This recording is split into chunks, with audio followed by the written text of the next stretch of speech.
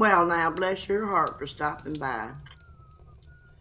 Tonight's tea is fancy, imported black with a curl of citrus peel, just like the house in our story. It's about a summer that started like a dream and ended like a secret whispered through the floorboards. This one's called The House in the Hamptons, and baby, this ain't no beach house story. Back when my son Ram was just a young man, smooth-faced and sharp-tongued, he took a trip with his girlfriend, Heather, up to Long Island for her family reunion. Now, Heather's folks are what you'd call summer rich. Not Park Avenue rich, but let's pretend we're royalty for a week rich. They had rented a big 2-story white house in the West Hamptons with tall columns, weathered shingles, and an honest-to-goodness diving board out back, right next to a graveyard. Yeah, sugar, you heard me right. A graveyard. Just off the edge of the backyard, 10 feet from the deep end of the pool. The first few nights were a blur of barbecues, oversized wine glasses, and late-night swims under the stars. Rand, being the southern boy in a house full of Yankees, kept folks entertained with old ghost stories from back home.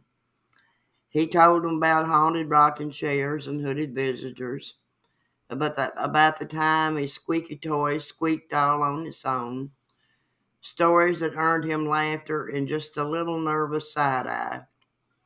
But the house had been listening. By the third night, things started changing. It was small at first. Rand said he felt cold spots near the root cellar, a stone trap door built right into the floor of the back hallway. It led down into the earth with old iron steps and a musky smell like forgotten winters.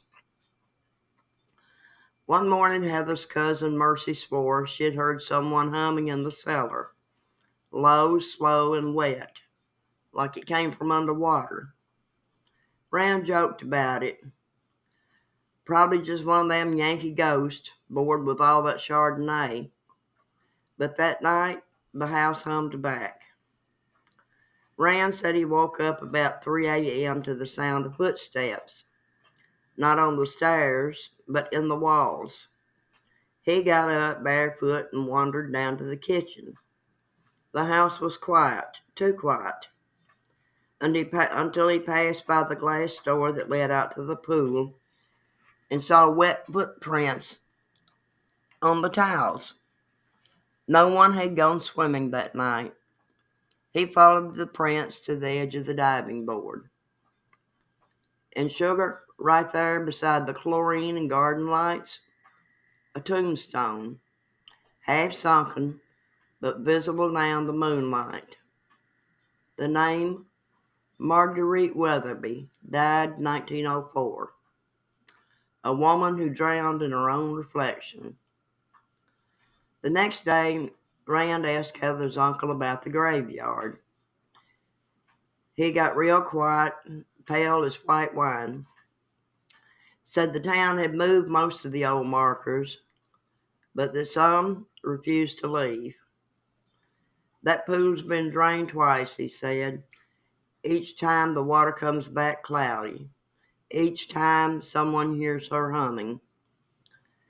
That night nobody laughed at Rand's stories because the house told its own, and sugar, they listened. They left the cellar sealed. They stopped using the pool. And Rand, he never stayed the night in that house again. Now, sugar, some houses don't need your stories. They've got plenty of their own. And some spirits don't want to scare you. They just want you to know they're still there. Thank you for listening, sugar. Now go on, dry your feet before bed. And if you ever hear humming by the pool, close the door and don't look back.